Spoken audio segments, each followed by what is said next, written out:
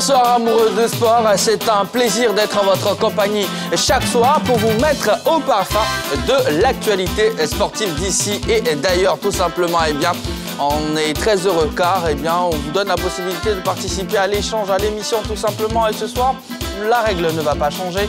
Le sommaire de cette émission, voici ce que ça donne.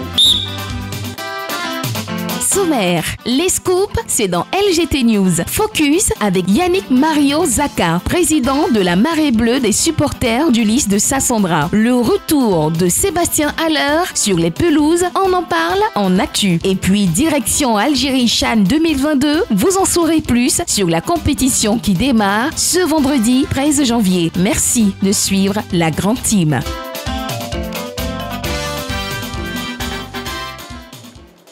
Après plusieurs séances de chimiothérapie et 2 opérations, Sébastien Haller est de retour sur les pelouses avec bien sûr de bons réflexes. Oui, comme un éléphant sûr de lui avec le sourire. On a pu voir Seb Haller. Ce soir, on s'interroge. Dartmouth, quel sentiment vous procure le retour de Sébastien Haller sur les pelouses? Eh bien, c'est la question qui nous suivra tout simplement tout au long de cette émission. Plus 225 27 21 59 93 99. La page Facebook de la 3 est également opérationnelle. Vous pouvez nous laisser un petit commentaire là-dessus et nous, derrière, on sera un plaisir de vous lire.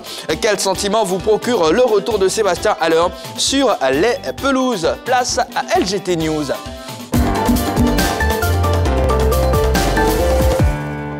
La team est en place. Bonsoir la team. Bonsoir Jean-Baptiste. Bonsoir Jean-Baptiste. Comment allez-vous? Très bien.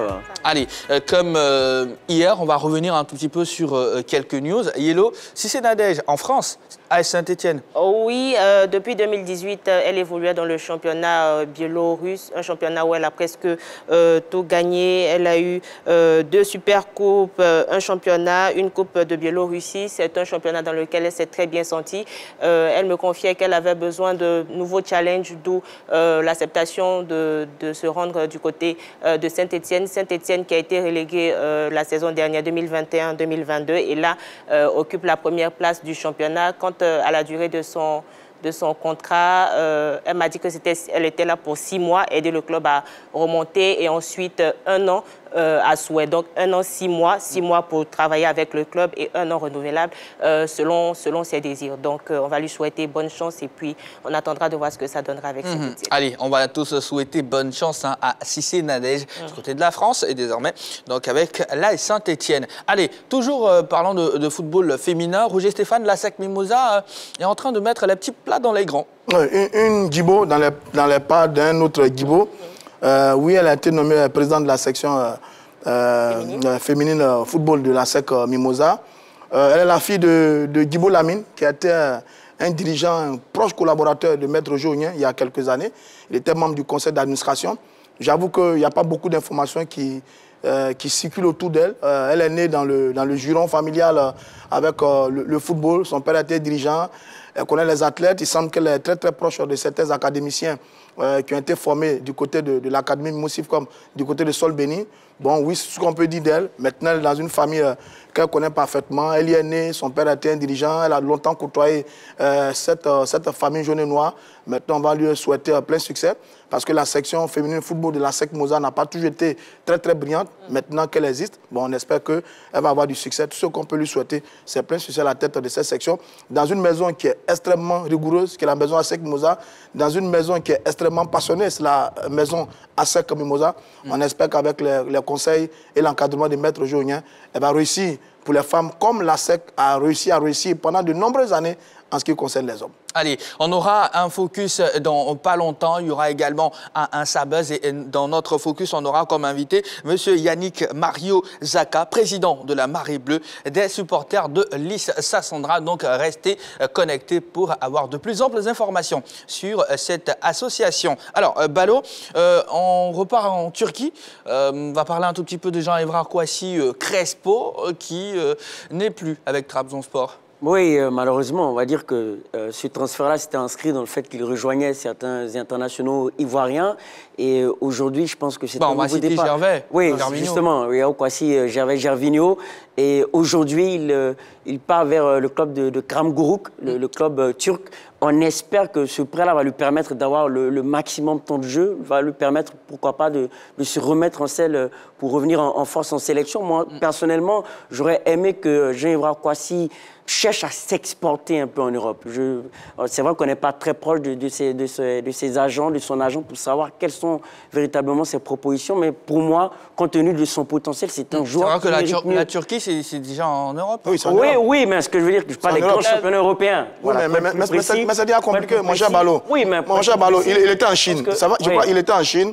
C'est Gervinho qui a facilité son arrivée en Turquie parce que, évidemment, le garçon a du potentiel. C'était la porte ouverte pour avoir accès à un championnat plus intéressant que celui de Turquie. Bon, malheureusement, ça ne se passe pas très bien.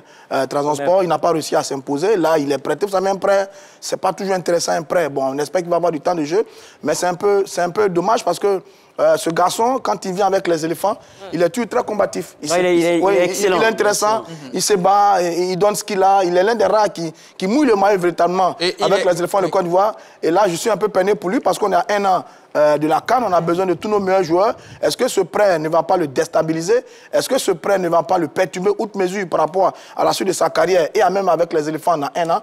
Souhaitons tout simplement qu'il retrouve ses sensations rapidement parce que ce garçon, sur le côté gauche ou droit de l'attaque des éléphants, il a toujours été bon. On le voyait beaucoup parmi nous comme l'un des héritiers des Gervinho, des Gradel, mais ça coince un peu. Bon, c'est un peu dommage. On espère qu'il va, comme dit Ballot, il va retrouver sa sensation et puis peut-être revenir un peu plus fort encore avec les éléphants. Oui, il y a la possibilité, pourquoi pas, d'aller dans d'autres championnats, j'insiste. Hein. Mais Belgique, Belgique, Hollande, ce genre de championnats. Lorsqu'on regarde son potentiel, je pense que même au-delà de la Belgique, je pense qu'il y a de la place pour lui, pourquoi pas même en France.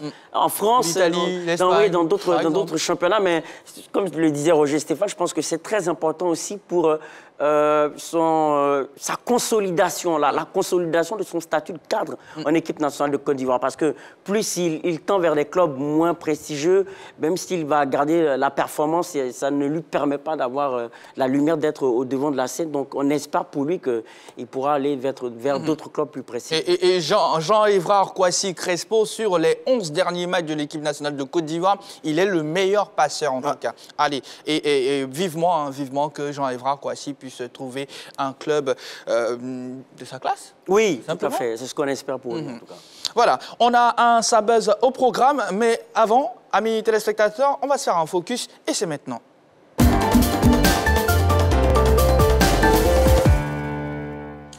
Le Lys de Sassandra s'organise au niveau, bien sûr, de ses inconditionnels. C'est pour avoir tous ces détails, bien sûr, sur la Marée Bleue qu'il dirige, que nous allons recevoir maintenant. J'y arrive, nous allons recevoir maintenant Yannick Mario Zaka. Voilà, il est le président de la Marée Bleue des supporters de Lys Sassandra. Voilà. De bleu vêtu et bien sûr, voilà, c'est le maillot de Lys Sassandra. Bonsoir. Bonsoir. Bienvenue. Bonsoir. Bonsoir, monsieur Zaka. Allez, et je suis tenté de vous appeler Général. Oui, ça sera bien. À cause du béret bleu. Oui, tout à fait. Ça va? Oui, ça va, et chez vous? D'accord. En tout cas, nous sommes très heureux de vous avoir ici. Hier, on évoquait un tout petit peu ce qui a été organisé autour de la Marée Bleue pour que vous soyez là aujourd'hui. On est très content de cette organisation-là. Roger Stéphane, ouais. Oui, on en parlait hier. Moi, je suis admiratif de cette équipe de Lys de Sassandra. J'aime son histoire, j'aime d'ailleurs son président Dia Mamadou, avec qui j'ai de très très bons rapports. Ouais. C'est un monsieur d'une très grande humilité, un homme de vision. J'ai parfois discuté avec lui au téléphone, c'est un homme de choses. J'ai beaucoup appris avec lui, j'apprends toujours. Donc oui, moi j'aime cette équipe de Lys. Et surtout le rôle que Lys est en train de jouer en ce moment au sein du football ivoirien en termes de mobilisation. Je pense que ça a fouetté l'orgueil de certains clubs mythiques et légendaires.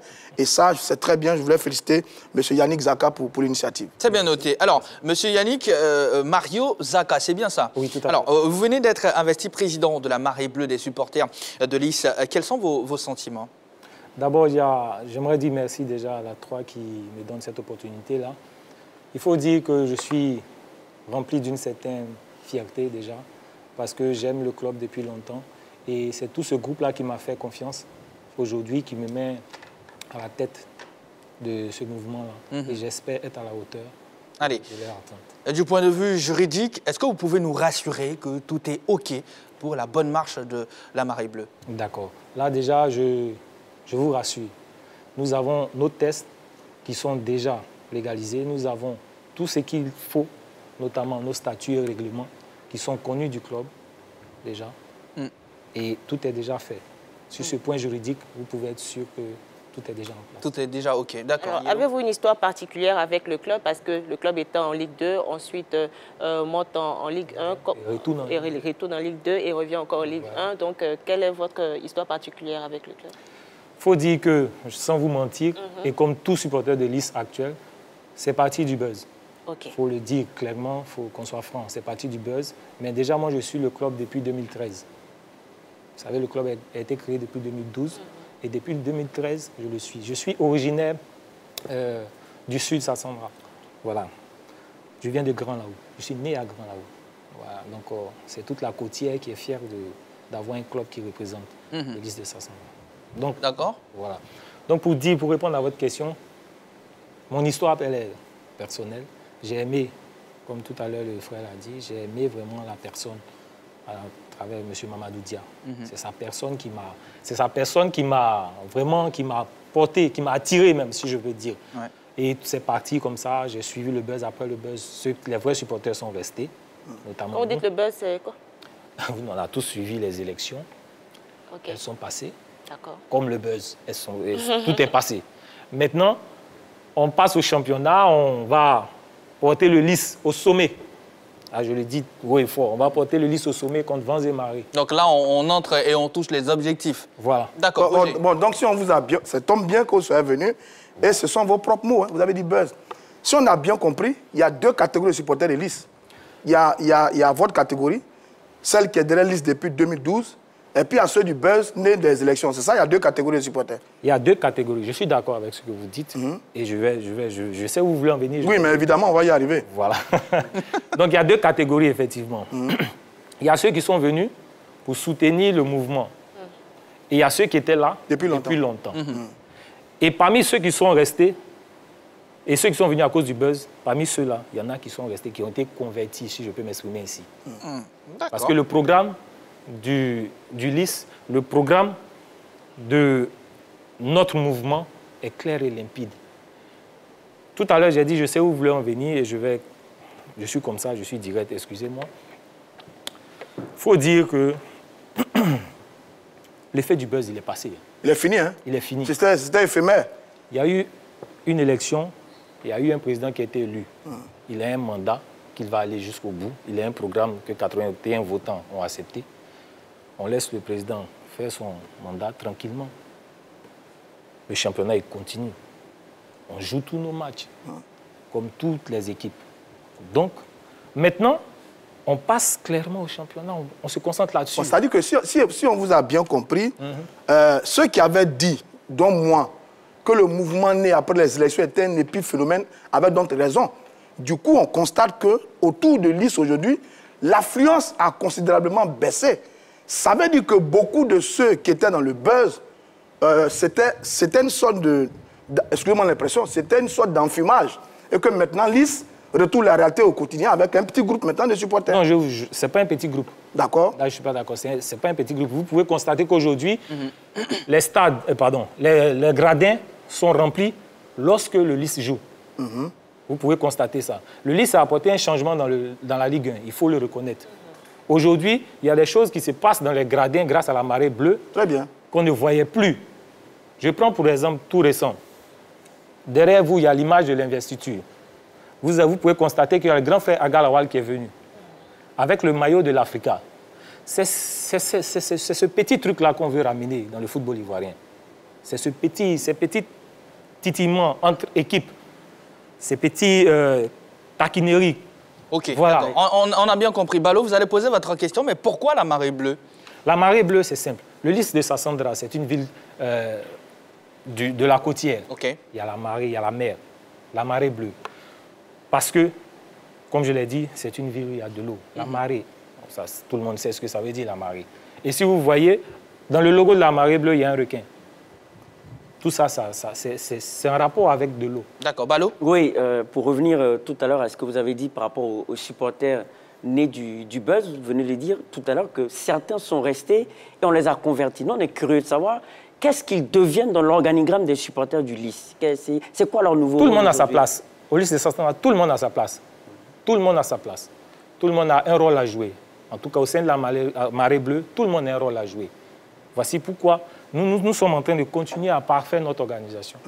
Pour qu'on puisse aller, on copie, je vous le dis clairement, on copie sur les grands. Il faut reconnaître aussi, Maître Roger Oyen, le papa Roger Oyen, a fait un travail vraiment excellent dans le football ivoirien. Et ça, il faut l'accepter, il faut le Et reconnaître. pourtant, vous l'avez insulté là. Jamais, on ne l'a jamais insulté. Sur le match contre la SEC, vous le supportez. On ne l'a jamais insulté. On a attaqué ses joueurs, il l'a insulté lui aussi. Jamais. On ne va pas entrer vraiment dans la polémique. Sur le prolongement, Oui, mais d'accord, oui. non, mais On ne va pas vraiment entrer dans la polémique. Voilà. Oui, juste savoir, c'est-à-dire qu'ils ont été insérés, est-ce qu'ils cotisent, est-ce qu'ils sont actifs, quel est leur rôle? Merci pour ce genre de questions. D'abord, il faut dire que pour être reconnu officiellement comme supporter du LIS de Sassandra, il faut avoir adhéré au club. Et comment on le fait? En achetant sa carte de supporter. Il faut acheter sa carte de supporter. Et le plus petit prix pour le carte de supporter, c'est 2 000. Et on part jusqu'à 50 000. Donc, c'est à la portée de tout le monde. C'est à la portée de tout le monde. Donc, pour ne pas que demain, on dise certaines choses comme le frère est en train de dire, tout supporter qui se reconnaît en tant que supporter de LIS doit avoir sa carte. Et vous pouvez constater qu'aujourd'hui, tous les matchs de LIS de Sassandra, nous, au sein de la Marée Bleue, on sait qui s'assoit à la B8 comme on aime la... Vous avez fait la police? Non, pas qu'on fait la police, j'y viens. Aujourd'hui, tu ne viens pas t'asseoir à la B8, qui est la tanière aujourd'hui des requins de la Marée Bleue, sans être enregistré par mon service. Et on sait aujourd'hui qui s'assoit à cette Marée Bleue. On connaît nos supporters. D'accord. Et quelle est la différence entre un supporter qui paye 2 000 et celui qui paye 50 000? Il n'y a pratiquement aucune différence.